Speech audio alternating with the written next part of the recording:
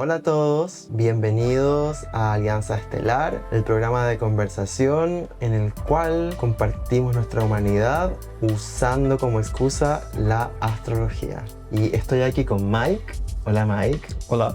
So Mike, nice to see you, welcome. Nice to meet you again. Welcome here. Thank you. So, we're gonna start by telling people who you are. So introduce yourself as you would introduce yourself to somebody that doesn't know you. Like a job interview. Kind of. I don't think it. I mean, if you want to take it that way, Happy job. a happy job interview. Like you want to be. Like I want the job. You want the job. I want the happy job. Yeah, definitely. I mean, or a casting session. Yeah. Well, my name is Mike Nelson, and I just moved to Barcelona like 2 months ago. Yeah. So I'm new in town, or I'm new here, and I make music, and I guess art too, and like little creatures, and I don't know. That's what I do for my love life, and then work-wise, I do like sound engineering for like the money job. Mm-hmm. But yeah, Well, that's love to it. sum me up. Good one.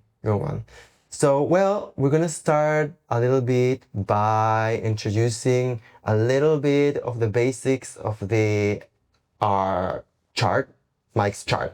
So, his sun is in Aries in the 10th house. His rising is Cancer, and his moon is in Sagittarius in the 5th house. Okay, so I want to start the questions and the analysis of the chart with the ruler of your rising sign, because your rising sign is the style in which you go through this earthly experience. The Cancer side. Yeah, basically is the rising sign is this is my style in going through this earthly experience. Like the cover of a book. Exactly. Or maybe you can call it, for example, this sign is your disguise. You're putting this disguise in order to play this part on your personal story. Like the mask of a mask. Kind of like that. Yeah, I like that analogy. Okay. So, but it's so important because the rising sign is actually very important in the sense that the old people would consider that your real sign, your real important sign. Wow. You know, because it gives you so much information, because it's the only part of the chart, or basically that you can get with the hour. You can get without the hour, the moon, actually, but talking about the moon, the ruler of your ascendant and your rising is the moon. The ruler of Cancer is the moon. So we need to first start with the moon, and we're going to tie these two things together. Cool. So, for example, your moon, as we were saying, is in the sign of Sagittarius, but in the 5th house. Okay, so your moon represents how you transform in order to live your purpose. For example, let's just say it's the reflection of your soul's experience in your body. Since the body is an ever-changing system, you need to be ruled by something that's also ever-changing. And that's why the moon is the ruler of your experience in your body. Okay? So it kind of like reflects the brilliance of your soul. And that is the sun. You know? Because the sun is basically how you shine. So, but the moon is also shining there all the time and like changing this light that is expressing, you know? So, it's also in like a more tangible way how you meet your physical and emotional needs, how you meet them in a day-by-day basis in order to transform. So let's start by the house, the sign your moon is, which is Sagittarius. So basically, transformations, this kind of transformations for you happen a lot in the realm of what Sagittarius likes. So what Sagittarius likes is being expansive, being very optimistic in general about your life visions. Loves higher learning, like philosophy, travel, getting to know new ways of seeing life in order to find the truth. Because like we're all, as human beings, searching for truth. So Sagittarius is very, let's just not say obsessed with that, but like it's very present all the time. What is the truth in this? What is the truth in this? What is the truth in this? It's not that, it's not so relative. Yeah, I can identify with that. Do you feel that? I do, yeah. Okay. So for example, this kind of like energy gets embodied in this area of life, which is your fifth house. So your fifth house is the house of creativity. It's self-expression. So what you love to do without, for example, getting to explain anything to anyone. That's why it's the house of creativity, how you express that thing. So it's also it's linked to children, and it's also linked to love in the bigger sense of the way.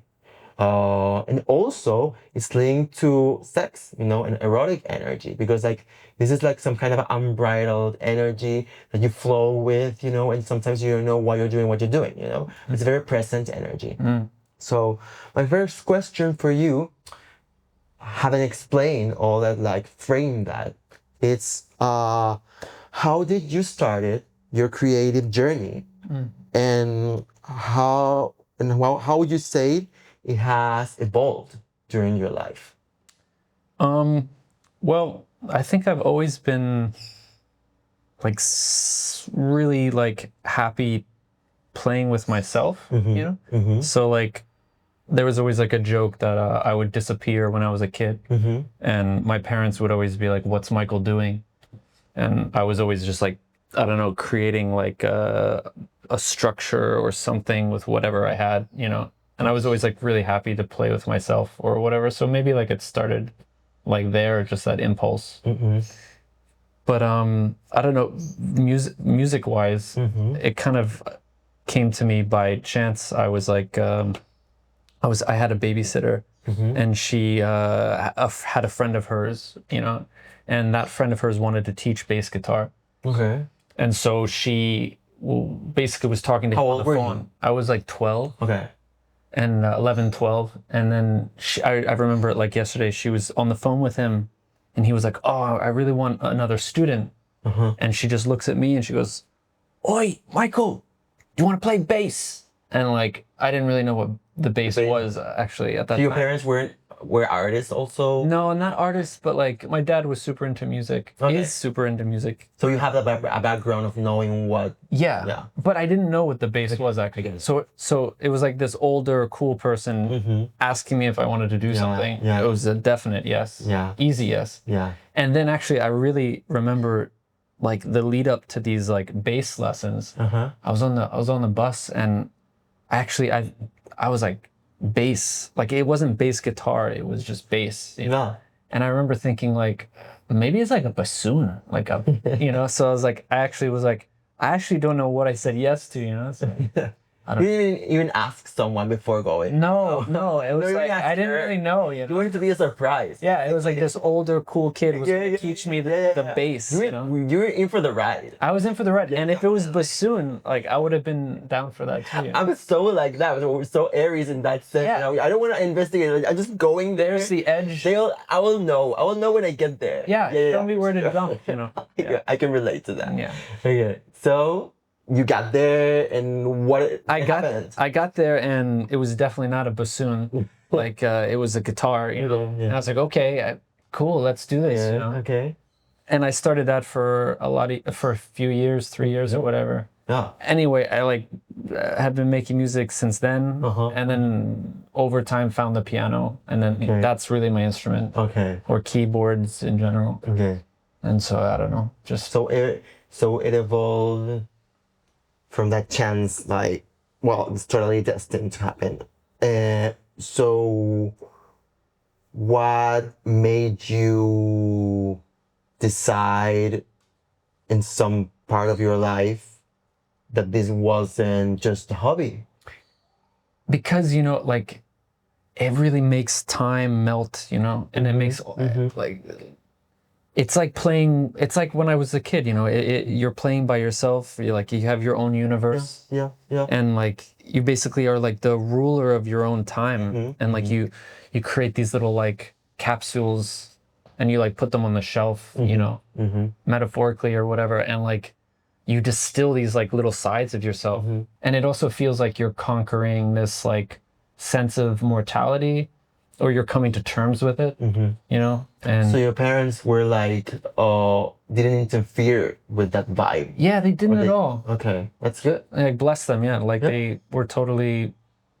I mean, they had no choice. Well, I mean, it's great because like if a parent sees that you're spending interested time in this thing and you're cultivating la a master's, your own master's, even before getting out of like regular school, they have to be like pretty, I would say like illuminated, because like I find it illuminating, saying, hey, he's investing in himself, like why would I say to him, for example, oh no, now that you finish this stage, no, now you go get a real job. Yeah, exactly. Yeah. So I think that's really beautiful, and we have to give them credit.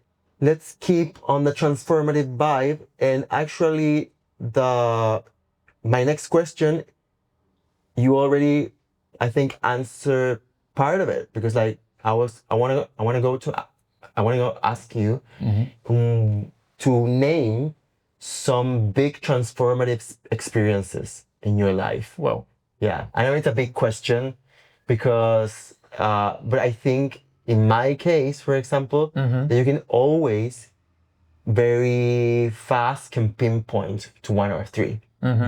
So you choose. We already know the one with the bass thing, so I think that was a very transformative experience. was a transformative. Maybe if I pick a theme, it'll be more interesting. Pick it. So like maybe things that happen by chance, less like choosing. So the bass thing, and then moving on from that. Well, my parents moved a lot when I was a kid. So there was a transformative moment there. We were living in London, and I thought my high school experience was going to be in London, and my time was going to be in London. And then all of a sudden, my dad had to move us to New York. Yeah. So that was a massive change and shift. And then that altered the course, because then I found piano and keyboards through being in New York. I'd say that was one. Okay. Wow, you're putting me on the spot. I mean, every day is a transformative moment. I know, but that's why. I know. I mean, no, it's good. Think about the moon. I guess it's just, it's like I always talking about the moon, which is like remember it's how you meet your emotional needs. You're transformed. So like you're recognizing here some things that are some situations that are in your unconscious that by sudden chance, as you say, are brought to light. Okay, well here's one that's more of like a it seemed like a negative at the time. Okay, no, for sure. It's always like that, right? It's always like something you don't want to see. Totally. Yeah. So I was doing the struggling artist thing in New York. I was working at bars. Yeah. I worked at a bowling alley. Yeah. In Times Square. That was a wild experience. And then, I actually had to dress up as a bowling pin. But it was incredible. They asked who wanted to do it, like the small straw, but how could you say no? When am I going to not do it? So that's not the transformative experience. So. I mean, but that was a pretty transformative. Yeah. But But so basically, I was doing that. I was working small jobs, Okay. and then I was working in a Mexican restaurant, Okay. and You were living the archetype. I was a starving artist. complete archetype. Yeah, archetype of starving artist. Yeah. And maybe reveling in it, but also struggling. No, I mean, you have struggling to go with through it too. I think. It was and it was tough. And so I'm working this job at the Mexican restaurant, and I got into a fight with one of the customers. Okay. But it wasn't a physical fight. No. It was more of a It's a Karen vibe here. yeah. It was definitely a Karen vibe, but the Karen vibe was about chicken, and so this customer ordered a whole chicken. Okay. It says on the menu like whole roasted chicken. And like when you order a whole chicken, they're bones. Like chickens have bones. Yeah. Chickens have bones. You just see them roasting there, like like it's like a whole chicken. Like it comes formed like a chicken. It's like a lobster, Yeah, lobsters have fish bones, lobster bones, and chickens have chicken bones. This customer lived, I think, in the illusion of a boneless world. I get it. Okay, and they Which is basically whole America. But exactly. Yeah, so they were just really just like sliding along, slithering. It's a big nugget. They want. Yeah. Exactly. They were living in a nugget world. Yeah, like, nugget world. I'm in my treasure chest. I want nuggets. Yeah. So- I'm so surprised with this. Super surprised customer. Yeah. This whole chicken comes onto his plate. Yeah. And, I think maybe I was just, feeling extra spicy, extra Aries that day. And What did he say? Or he was so inflamed. Shocked. Yeah. Like appalled. Yeah. That there were bones within the meat of his chicken. Yeah. And so I think like on another day, my Cancer rising would have been a nice mask. Yeah. Like, oh, I'm so sorry. Kill them with kindness type of vibe. For sure. Which works. Always. Always. It's actually kill them with kindness. It's Secret code. It's the secret code for everything, but it's Even for your own self-empowerment. no, it's an art. Yeah. It's a fine art in this world we're living in. I mean, the most transformative experience that I have had in the just recent like days or like months or years that I've been applying this thing, it changed everything for me. So I get it, but I get it. They go low. Because you weren't there. You weren't there in that at that moment because you were. I understand that you were doing the starving artist archetype at its fullest, so it's hard to do that, And I had destiny right behind me. Yeah. So, about to change everything. Okay. Do we want to know? Yeah. I want to know how. Yeah. I'll tell you about this boneless experience. Spineless experience. So he's appalled. He appalled stands up, like gesturing to the chicken. As if the chicken was at fault as well, and like, oh my God, there are bones in my chicken. And I start laughing. I was just crazy. And then he sees me laughing. He gets real wild. Real wild. Because, customer's always right, America, And so he's like, why are you laughing at me? And I'm just like, I can't stop laughing. I'm just laughing. Yeah. Explain to me why there are bones in my chicken. Okay. And I was like, well, sorry, sir, you're laughing at me. Yeah. Well, you ordered a whole chicken. Like, there's going to be bones in the chicken. And this is unacceptable. Blah, blah, blah, blah. You got to send it back, blah, blah, blah. And I was like, I'm sorry. Like, you ordered this chicken. Like, we're not, he had already, like, of course, he had already, like, cut it all half and, like, already eaten it. Like, oh, my God. Like, eaten half the, breast, of course, Yeah. And I'm just, I don't know. I don't know. I was extra spice mode, and I just normal. I just said no. I'm sorry. We can't take that back. You ordered the whole chicken. You knew what you were getting into by ordering a whole chicken. I'm sorry. We can't do that. That was very much the wrong answer for keeping my job. So I did that. He screamed, like stormed out of the restaurant. I guess he called my boss, or formal complaint. And so then I got a call like the next day or the day after or something, and it was, I'm sorry, Michael. I don't think this is gonna work out. We're gonna have to let you go. Okay. And that actually was a blessing in disguise, because then I was, I lost my job, and then I was like, oh my God, I don't know if I can do this serving job anymore. Yeah.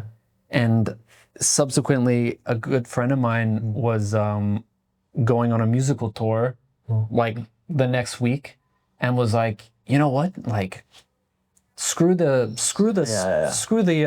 bar job. Yeah. Why don't you come on tour with me, and my sound guy will teach you everything you need to know. You already know all the sound stuff.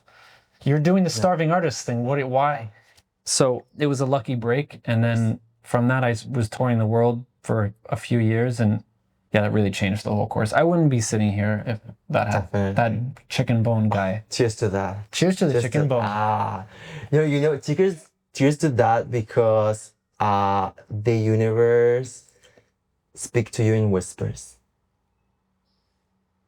The universe speaks to you in whispers. So, and sometimes the whispers come as screaming customers. Yeah, for sure. Because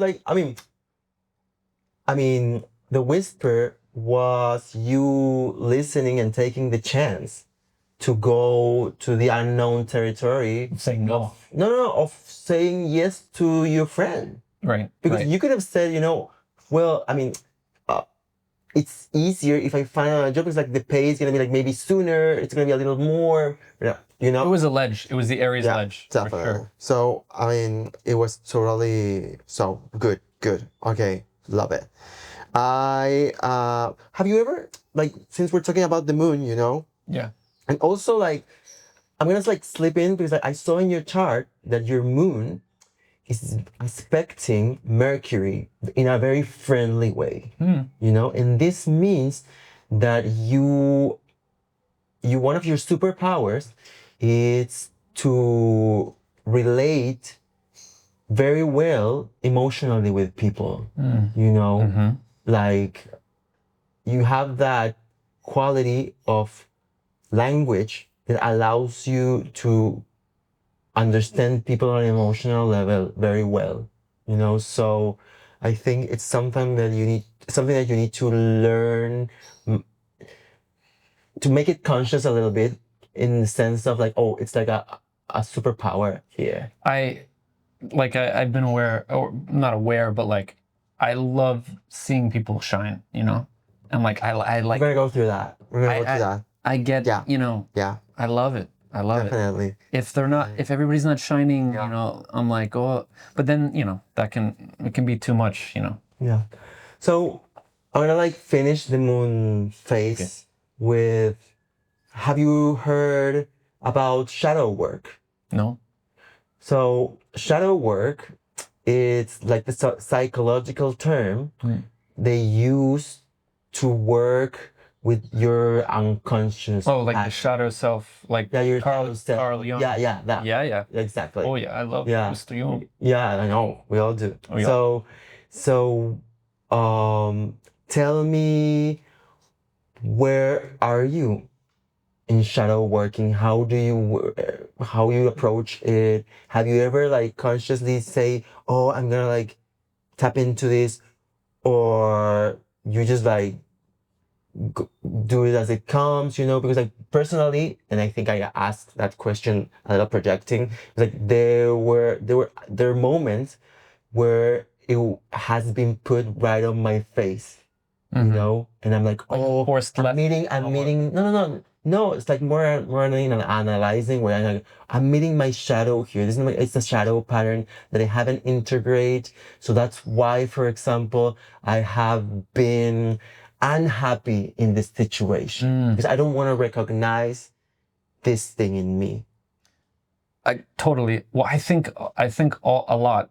I think even before I knew about the shadow self, I think a lot about the difference between public and private self, in terms of myself and everybody. Yeah. I think maybe that goes back to me being interested or good at seeing people's selves. Yeah.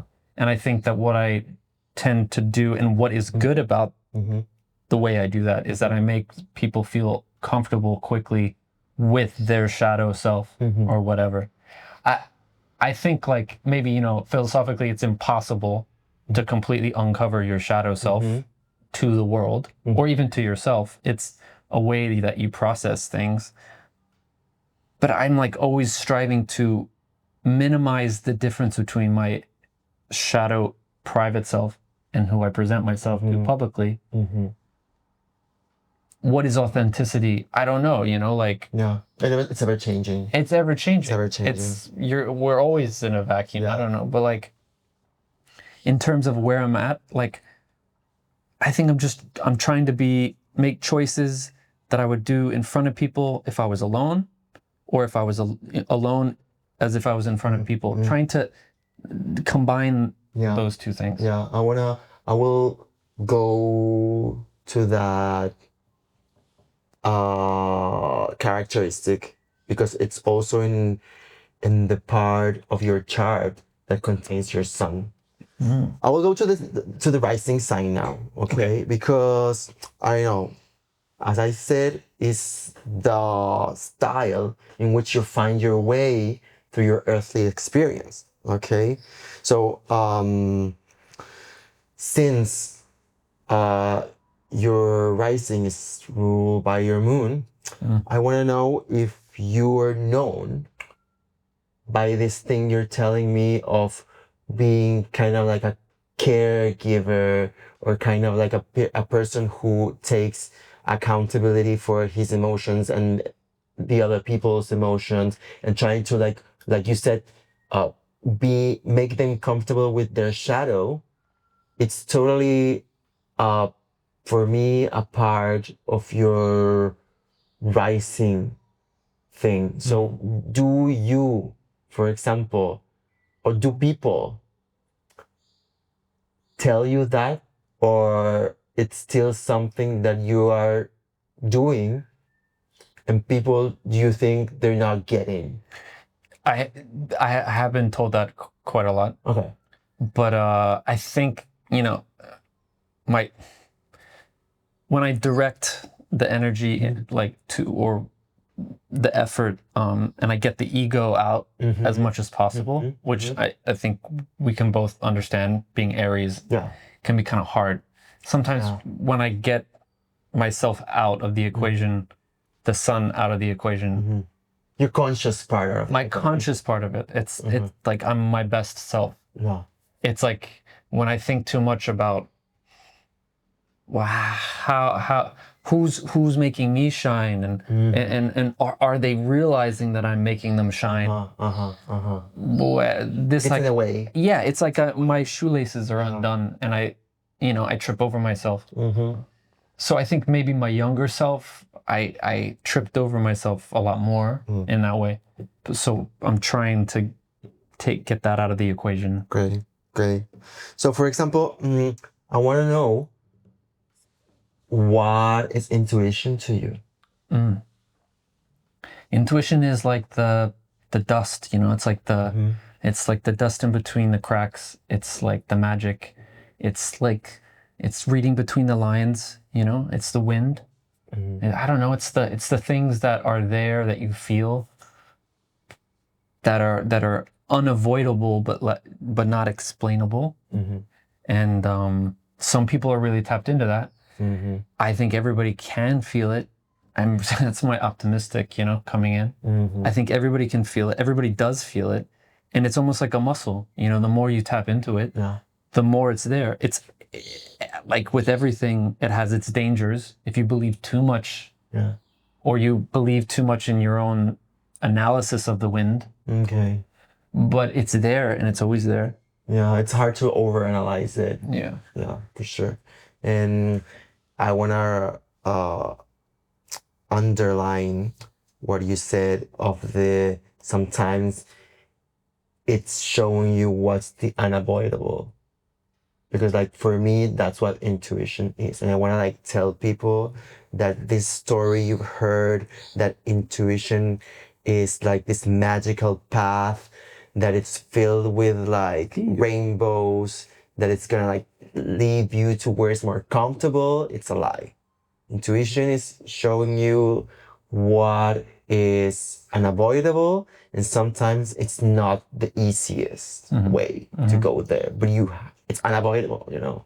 So, and that's why, for example, it's located in this chakra, you know, like third, fourth chakra, you know, gut feeling, you know, it's very connected to that.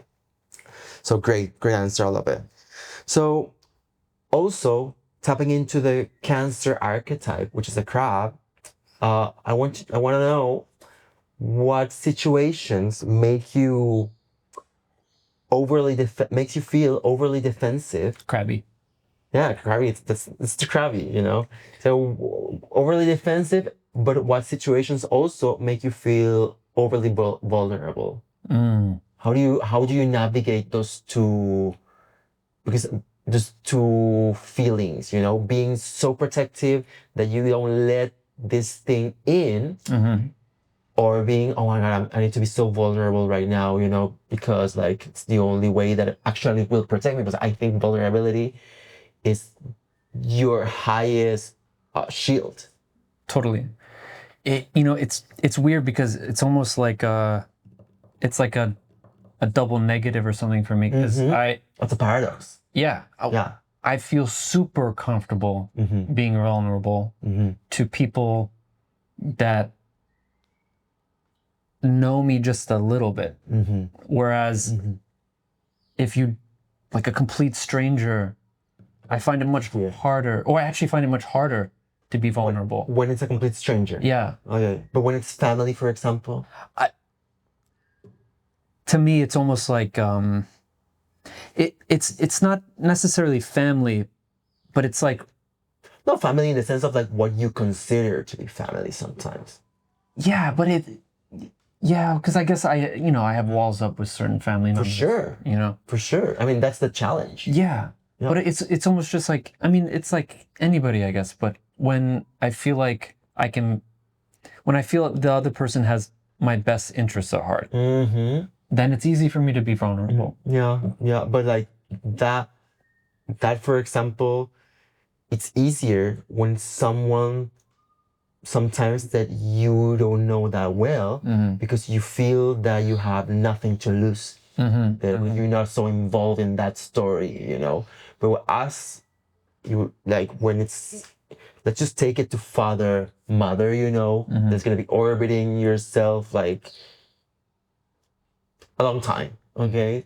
So I feel, for example, that in that sense, my personal walls come up easier. Me too. Yeah, easier, because like it's not saying that I've been hurt by them, because it takes a while to get to understand that they didn't like purposely hurt you, you know. But They didn't you purpose. still, but it's still some kind of leftover trauma going on there. So it's a conscious act to see, well, you know, since vulnerability is my strongest shield, I have to put it with everyone, you know, unless it's a situation where I kind of like know I will never get anything out of that person, like anything that it will serve me, serve my light. Basically, it's gonna block my light instead of making me shine my light. You know? As a Cancer, you will it will constantly be presented to you. You know, it will constant in every situation in life that you go through. It will be for you a situation of how defensive versus how smooshy do I get here. Yeah. And since for me, like I'm a rising Scorpio, so for example, for me, it's like how this will transform me, or how can I transform this situation versus this is not worth it. Yeah. This is not worth it, you know, I'm not gonna, I mean, let them go, you know? I definitely struggle with that. Yeah. Too. Yeah, for sure. And maybe that's when what I was saying with the ego getting involved. Sometimes you need to know that maybe like it's not your purpose to completely transform somebody. Definitely.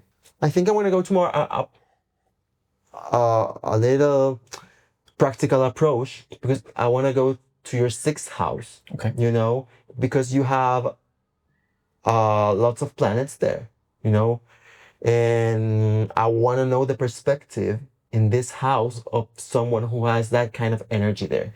So the sixth house is the house of your work life, professional routine, health, you know, and daily habits that you need to have in order to keep yourself like going, you know. So it's kind of like the practical side of things in order to keep you healthy, because we all know that we need to give something back to the world, but it's only something we can give, and it's an alchemy with all the things we do in our daily life. So for example, you have here 3 of the 4 outer planets, you know, and these are generational planets. So for example, you have Saturn here, you have Uranus here, and you have Neptune here. Okay, this is strong energy and not easy to deal with sometimes. For example, Saturn here can give a lot of feeling that I need to self-sacrifice, you know? Yeah. Like, oh no, I'm doing it for you, or like, oh, this is so hard. I mean, I know I'm gonna get through it, but like the process is like, it needs to be hardcore. Yeah. So mix that with Uranus, which brings a little breaking the rule energy. Yeah. Breaking the rule. Yeah. And Neptune is kind of like glamorize a little bit of that, makes it a little artsy, but it also makes it a little compassionate, like the feeling of, oh, should I be the nurse of everyone? Should I nurse everyone, or maybe I should like inspire everybody? So like, let's, with that I already said, just give me that area of your life, an evolution of it, or maybe you can tell me, how is it now? What have you learned here some habits that you will not definitely will repeat, you know?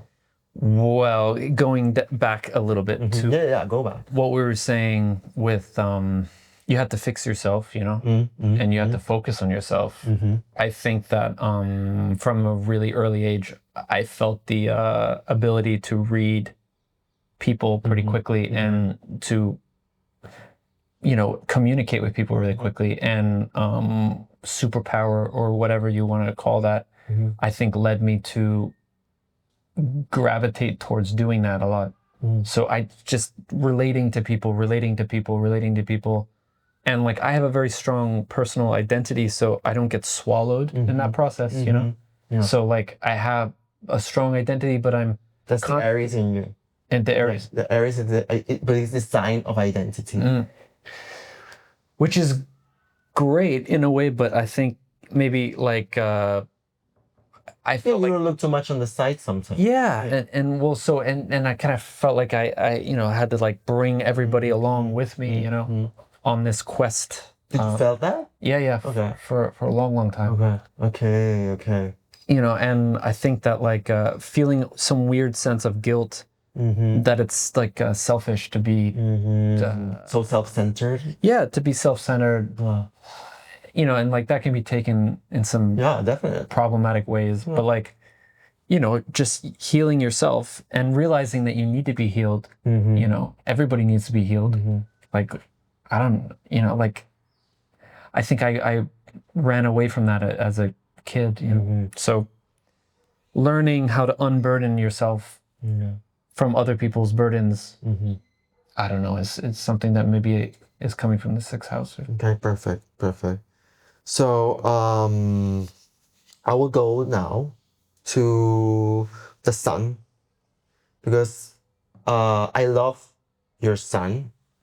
I love your sun too. Yeah, no, I mean, I'm proud of it, because like it's cheers, like cheers to the sun. And the moon.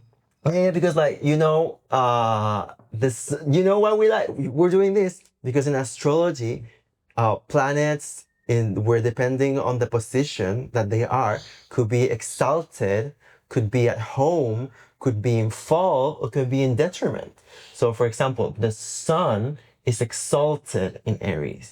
It's not at home in Aries because it's at home in Leo, but it's exalted in Aries. And exalted means celebrated because it's the first day of spring, you know. We're thanking God. It's back, you know. We're gonna have to, we can eat, we can like frolic, you know, and then the Flowers are coming. flowers are coming, you know. So like it's Birds are celebrated, chirping. celebrated there. So for example, I think your sun, it's in the 10th house, and it's very compatible to the 10th house, you know, because the 10th house originally is the sign of Capricorn, you know, and it's a little competitive, the Aries in Capricorn, but it's also, for example, here with Jupiter. So the 10th house is the house that rules the professional life. It's public roles, you know, it's reputation, you know. So it's kind of like, well, the people that has energy here must share their light, you know, in places and spaces where it will be seen. You know, it's nothing to do with like the personal, intimate. No, no, no, no. It's like your personality.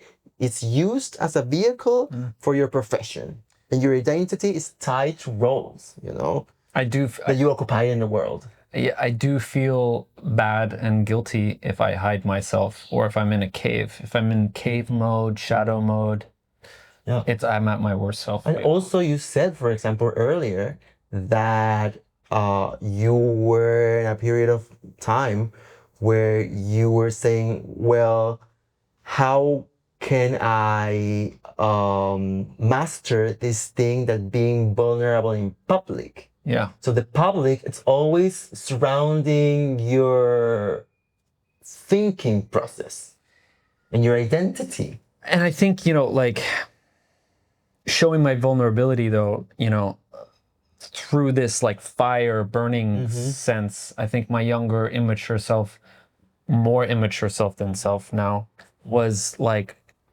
showing my vulnerability, but by like shining so bright, or something, or trying to. And then I think maybe that burns people a little bit, like it fries the edges. Yeah, it could. But yeah. But for example, do you have like through your life, have you had like some kind of like career role fantasy?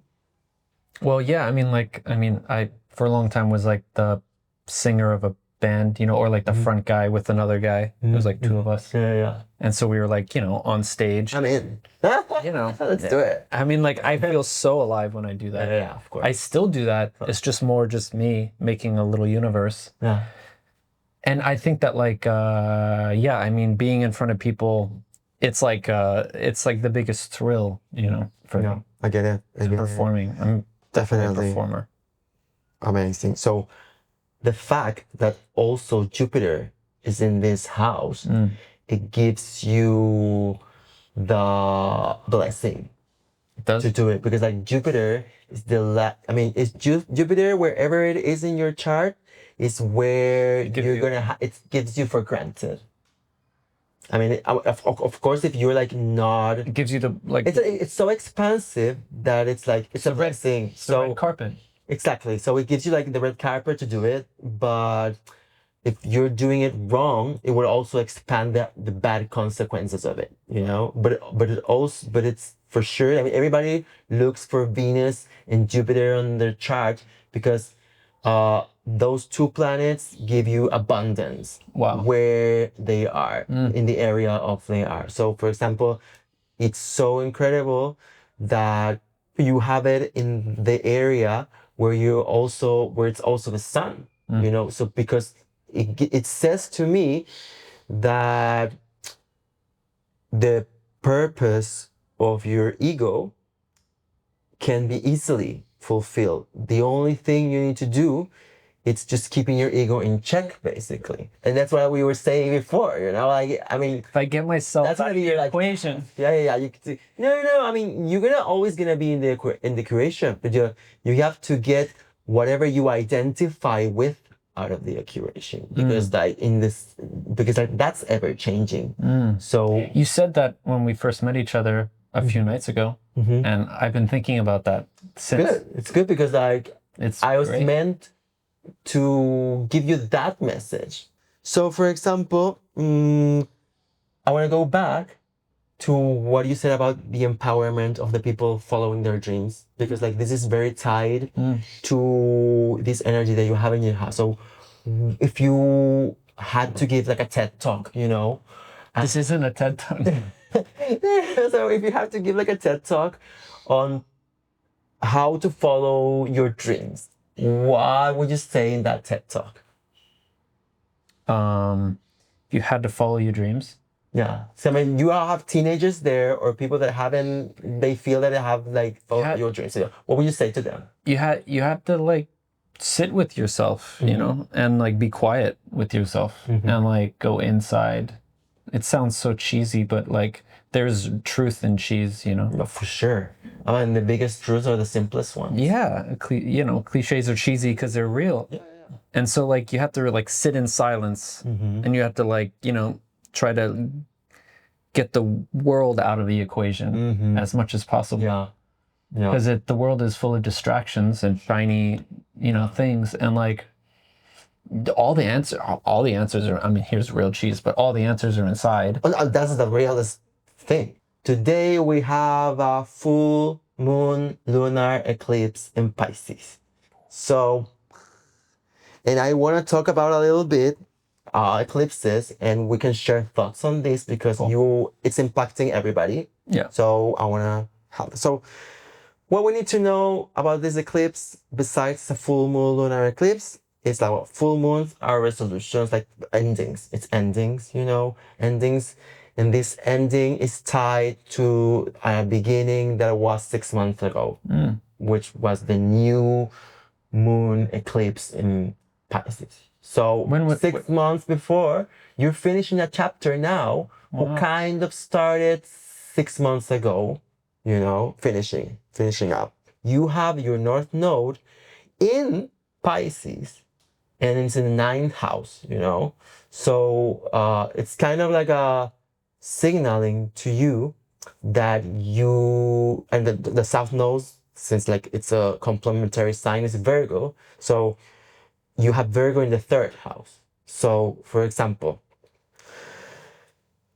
the vibe that you need to go get in with your North Node is to erase a structure, heavy structure, too much of our organization.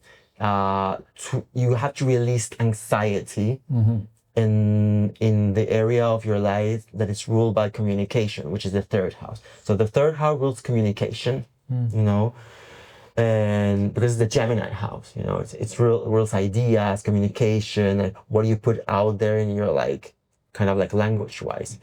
I'm gonna put this in this perspective because I really like this explanation. The universe wants productivity from you, but not productivity in like things that you do and put out there. Productivity in the sense that you becoming more of yourself. Okay, so more evolution of self. Yeah, evolution of self, getting to know you and what is your purpose. So that's this is the productivity for the universe, you know, because like all the other thing comes by default. Yeah. So eclipses are your last chance to deal with something that you've been postponing. And for example, if you've been doing your work, you're gonna get the most amazing closure, celebrated. Like eclipse will be so supportive, you know, because like you close this chapter forever, you know. But if you haven't been doing your job and you're still postponing this area of your life, it will overflow like the shit over the drain, and you are gonna have to deal with this now. Like it's gonna be an opportunity to be like, you know, sorry, but we had to bring this shit up, and this is now or never. Like sword, wall situation. So I don't know. Where are you with that these days, you know? Well, Can you give us an example? yeah, I mean, going back to what you said, which resonated with me so much, which is removing your attachment to the things that you make. I think that that's so on point and something very hard to do as an artist because so much energy involved. Well, yeah, if you're really channeling, if you're really channeling yourself into something, there is a part of yourself in that thing. So you have to be okay with cutting the umbilical cord, you know, and like it seems counterintuitive to cut a part of yourself away from yourself. And like it seems so like trivial maybe to somebody who doesn't do art or whatever, but it's like you have to be okay with letting parts of yourself go all the time. Yeah. And I definitely did not have that lesson. And I'm really on the path of learning that lesson, I think. Okay. And I think that that's the hardest thing for me to do is, and you know, in the end of the day, it means that you have to be unaffected as much as possible if somebody likes something that you do or if they don't like something that you do. You have to kind of be passive with it, which is weird because if you're super sensitive or whatever, you have to just... Okay. You've made the thing and then you're away from the thing, right? I get it. No, perfect. So the last part is just me asking some like small questions. Okay, so this is a question I really love and I'm gonna keep this season asking everybody. Maybe you already said it and I'm gonna frame it, you know? Cool. You can like say, oh, I already said that. What is the lesson that has taken you the longest to learn? This lesson. Yeah. Okay. Perfect. And I'm really it's an ongoing lesson. Yeah, for sure. It's well, I mean, because everybody likes to be told nice things, you know. Yeah. You're still gonna get triggered by it. But it's like it's even as simple as like, you know, it's like if you paint a pretty picture, if you paint these nice clouds, which you did. Yeah. If I say I really like this one versus that one. Yeah. It gets my head going. It gets your head going. Yeah. And then you're like, you're gonna second guess your own intuition. No, but like I, for example, why did he like this one? No, maybe I like that one. No, but why is that? No, I understood that the perspective of yourself and whatever you put out there, and everybody else, it's so unique. So you're leaving versions of yourself in people's head. Second question, if you have all the money in the world and you can like do some charitable work, you know, in a big scale, what will be the charity of your choice? I would definitely send it all to Gaza and give all the Palestinians some food. Okay, perfect. Next is... This is a new question that I added this season, and I heard it, and I was like, "This is an amazing, beautiful question," because like it's very simple and earthly. What is for you a life well lived? A life where you evolve yourself and give back through your evolutions. And you don't get stuck in you retain your child spirit, you know. Love it. Like, you know, we're all going to go to the same place. We're all going to go to the same place. And it's like, if you're just open... I'm not sure about that though. Well, you know, but like, you know... What do you mean the same place? Well, you're all gonna die? Yeah. That's for sure. Yeah, man. That doesn't mean it ends there. Sure. Do you think it ends there? No. Good. No, within this dragon. Yeah, I get it. Yeah. You know, but be open to the colors around you and like, I don't know, but you know, just be open to the wonder, you know. The world doesn't get dimmer. You just have to keep yourself open. That's a life for a life well lived. Yeah, for curious. Sure. Beautiful. Curious spirit. Curious mind. Keep your curious mind. Yeah. Well, your Venus is in Gemini, so your Venus will always express your curiosity in every sense. Okay. Good. So I'm good. Okay. Of course, you know you are. Well, Nice to see you, everyone. Gracias a todos. Gracias, Mike. Gracias. Bienvenido a Barcelona. Gracias. I hope you stay as much time as you want here, and as its destiny says you're gonna stay here. I'm learning Catalan. You know. Well, that's a sign. Okay. Bye, everybody. Adios.